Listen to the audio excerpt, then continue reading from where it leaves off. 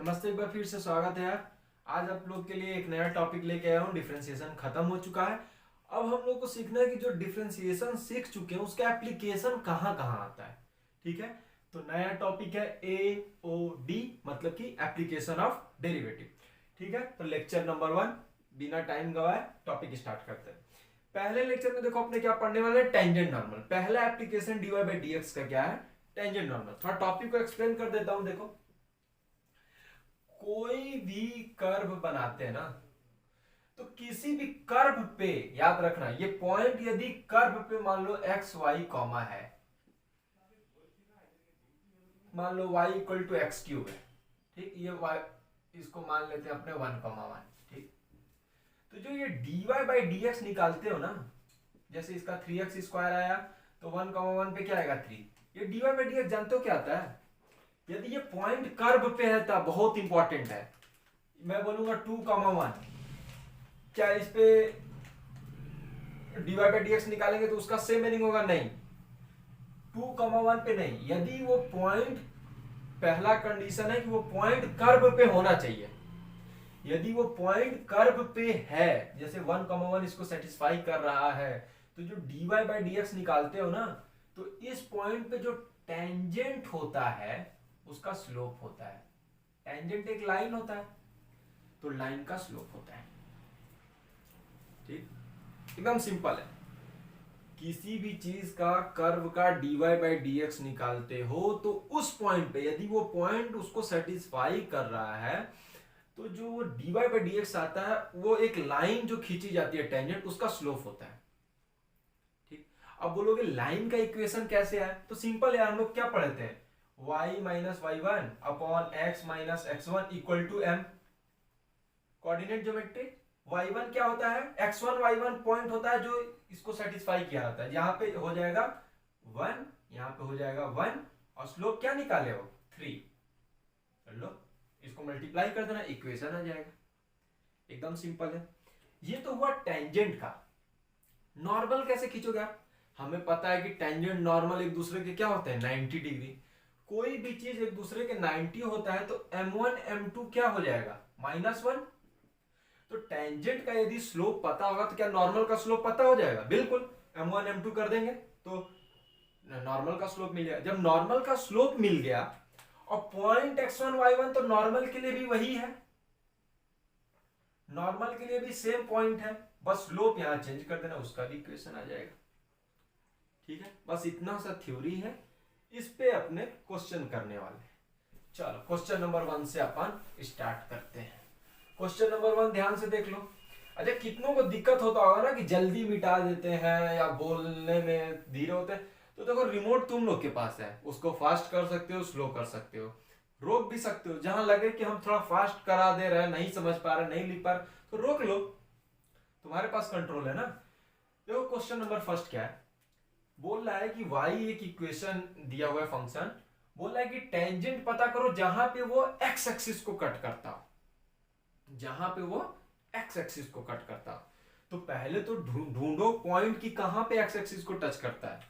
x axis मतलब क्या, x axis मतलब जहां पे y 0 हो। ध्यान दो, कोई भी कर्व x एक्सिस को कट कब करेगा, जहां पे y 0 हो, सिंपल मीनिंग है।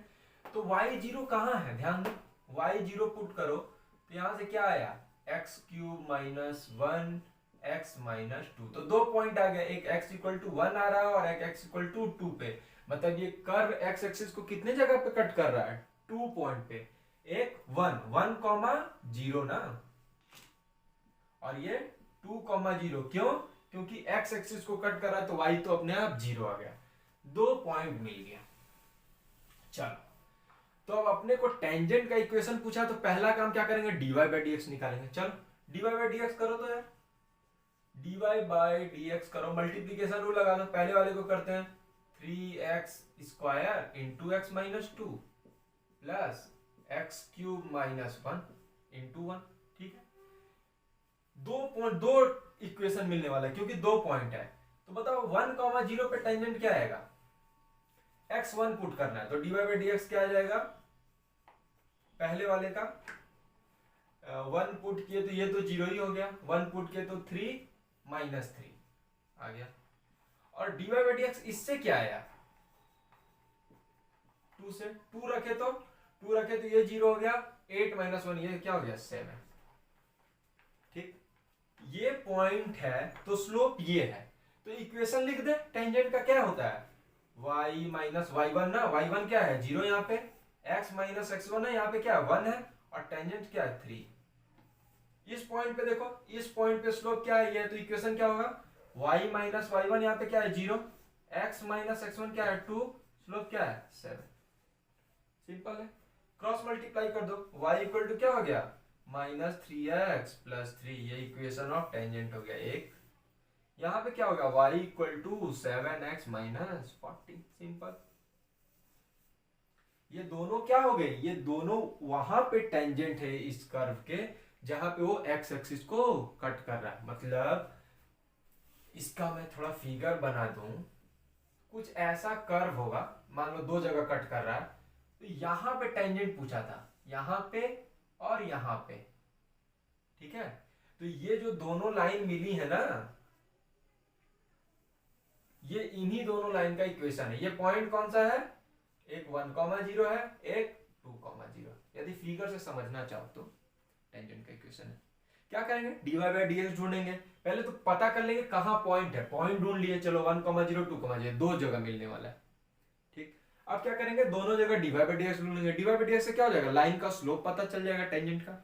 और पॉइंट दिया है, तो जो लोग कोऑर्डिनेट ज्योमेट्री में स्ट्रांग हो चाहे वीक भी हो, इतना तो पता ही होगा कि इक्वेशन ऑफ लाइन कैसे खींचते हैं, तो काम खत्म हो जाएगा, दो इक्वेशन मिल गया।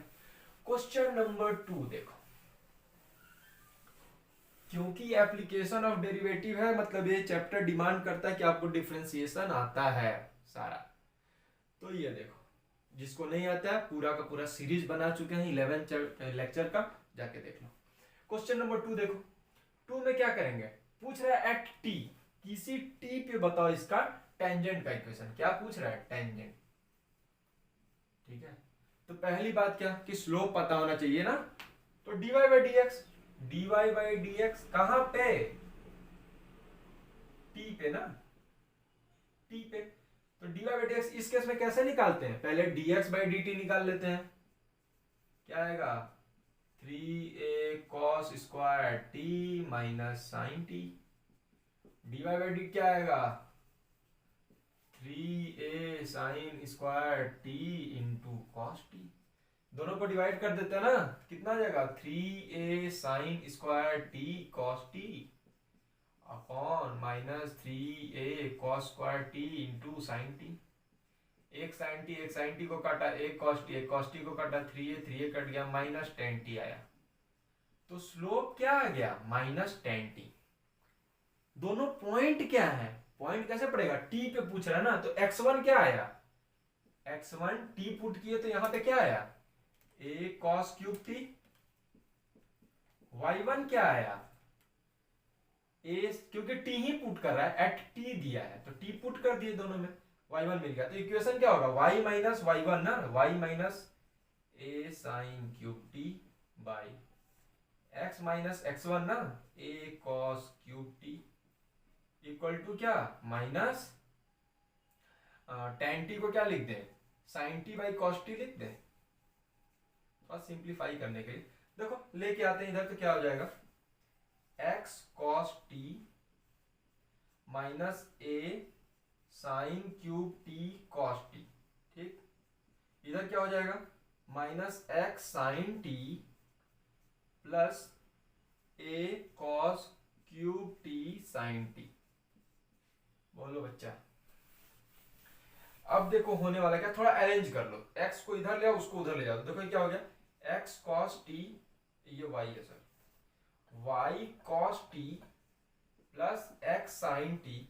उधर ध्यान से देखो तो क्या हो गया a cos क्यूब t, और उधर इसको ले गया तो a sin क्यूब t। क्या a sin t cos t common ले सकते हो, क्या बचेगा sine square T plus cos square T, वो हो गया 1। अब इक्वेशन थोड़ा अच्छा बनाने के क्या करो, साइन टी कॉस टू से डिवाइड कर दो, तो ये क्या हो जाएगा y बाई साइन टी मतलब cosec T plus x by sec T equal to 1। थोड़ा अच्छा लग रहा है, बस सिंप्लीफाई हो गया कि ये कुछ नहीं है भाई, dy by D x slope निकल गया, x1 y1 पॉइंट ढूंढ लिए t रख के, सेम चीज। चलो क्वेश्चन नंबर 3 पे आ जाओ। इसमें नॉर्मल पूछ रहा है, नॉर्मल भी पूछेगा ना तो अपने को पहले तो dy by D x tangent ही ढूंढेंगे क्योंकि उसी के परपेंडिकुलर होता है। बोल रहा है कि बताओ normal at x equal to pi by two, पहले तो पॉइंट ढूंढ लो। x पाई बाई टू है, चलो तो y क्या है, पाई बाई टू रखे तो ये 0, यहां रखे तो पाई बाई टू, चलो x y दोनों पाई बाई टू है, ये बढ़िया काम हो गया। नॉर्मल पूछ रहा है ना, लेकिन अपने dy बाई डी एक्स निकालेंगे, dy बाई डी एक्स निकालेंगे तो क्या आएगा, ये हो जाएगा 1 प्लस ये साइन कॉस एक्स में लगा दो मल्टीप्लीकेशन रूल, तो साइन का क्या हो जाएगा cos x plus sine x minus sine x, काम खत्म। ठीक है, ये dy बाई डी एक्स क्या है, स्लोप देता है टेंजेंट का, तो टेंजेंट का निकाल लो। x कहां पे, पाई बाई टू पे ना, पाई बाई टू पे ये 0, ये क्या होने वाला है माइनस साइन स्क्वायर एक्स। एक minute, dy by D x निकालेंगे तो ये क्या हो जाएगा sine x cos x plus sine x और वो माइनस साइन एक्स। ठीक है, पाई बाई टू पे क्या हो जाएगा, कॉस एक्स तो 0 होने वाला है, वो क्या होने वाला है minus sine square, pi by to रखे तो क्या हो गया 1 माइनस 1 0। स्लोप क्या आ रहा है 0 आ रहा है, मतलब ये टेंजेंट का स्लोप है, तो उसका क्या स्लोप होगा, स्लोप ऑफ नॉर्मल क्या होगा इनफाइनाइट 1 बाई 0। अच्छा, इनफाइनाइट जिसका स्लोप होता है, ध्यान दो क्या होता है, पैरेलल टू वाई एक्सिस, मतलब इसका इक्वेशन होता है x इक्वल टू समथिंग, जो भी x की वैल्यू हो, x इक्वल टू समथिंग। एक बात बताओ x की वैल्यू क्या है, यहाँ पे x की वैल्यू है पाई बाई टू, तो इसका नॉर्मल का डायरेक्ट इक्वेशन क्या हो गया x equal to pi by two, काम खत्म। अच्छा, क्या ये बता सकते हो कि टेंजेंट का इक्वेशन क्या होगा, एक्स्ट्रा क्वेश्चन पूछ देता हूं, टेंजेंट का इक्वेशन कैसे निकालेंगे, स्लोप 0 है, स्लोप 0 कब होता है, जब वो पैरेलल टू एक्स एक्सिस होता है, मतलब y equal to something, y क्या है यहाँ पे पाई बाई टू, तो y equal to pi by two answer है। चलो क्वेश्चन नंबर 4 पे आ जाते हैं। नॉर्मल भी पूछे तो अपने को dy बाई डी एक्स ही निकालना है, वहां से फिर देखेंगे कि नॉर्मल का 1 बाई करके माइनस लगा के। ठीक है, ये देखो बोल रहा है कि where it cuts the X axis, जहां पे ये एक्स एक्सिस को कट कर रहा है वहां पे नॉर्मल बताओ, टेंजेंट नहीं नॉर्मल, तो जहां कट कर रहा है एक्स एक्सिस को ना, पहले तो वो पॉइंट ढूंढ लो। एक्स एक्सिस कट कर रहा है, इसका मतलब ही क्या हो गया कि y 0 है, y 0 है, y 0 करके पुट करो, y 0 पुट किया तो x क्या है, x इक्वल टू 1 आ गया, देख लो ध्यान से, 0 पुट किया, यहाँ 0 पुट किया 1, तो x इक्वल टू 1 आ गया, मतलब अपने को पॉइंट मिल गया। अच्छा, एप्लीकेशन ऑफ डेरिवेटिव है, इसका डिफरेंशिएशन आना चाहिए। क्या करते हैं, ऐसा डिफरेंशिएशन होता है तो दोनों साइड लॉग लेते हैं, log x plus Y equal to log x का पावर y, क्योंकि पावर में लॉग का प्रॉपर्टी ये हो जाता है। अब डिफरेंशिएशन लगा देते हैं, 1 upon X plus Y, log का अंदर घुसो 1 plus D Y by D X, ठीक है y का, उसका डिफरेंशिएशन कैसे, dy by D X log x plus y by X. हमें तो dy बाई डी एक्स की वैल्यू चाहिए ना, पॉइंट पुट कर देते हैं, x क्या पुट करना है 1 और y क्या पुट करना है 0, x 1 पुट करेंगे तो ये क्या हो जाएगा 1 plus dy by D x, यहां 1 पुट करेंगे तो log 1 क्या होता है 0, यहां y पुट करेंगे तो ये क्या हो गया 0, तो dy बाई डी एक्स की वैल्यू क्या आ गई यहां से -1।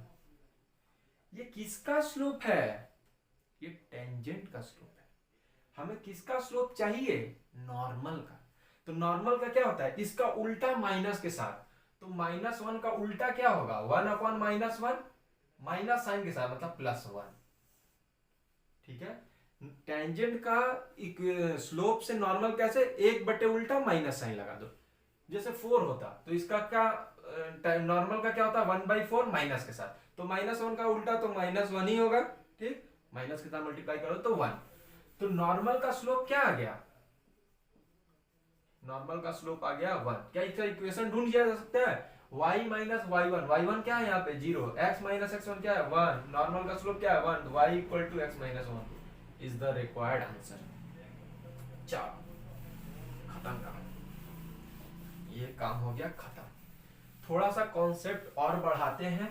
एक छोटा सा कॉन्सेप्ट है, पूछेगा कि दो कर्व के बीच बताओ कितना इंटरसेक्ट करा तो क्या एंगल है। जैसे देख लो, जैसे मैं ये बताया, ये बन गया पैराबोला, ये एक पैराबोला, बोला यहां पे ना इसका एक टेंजेंट हो रहा होगा, देखो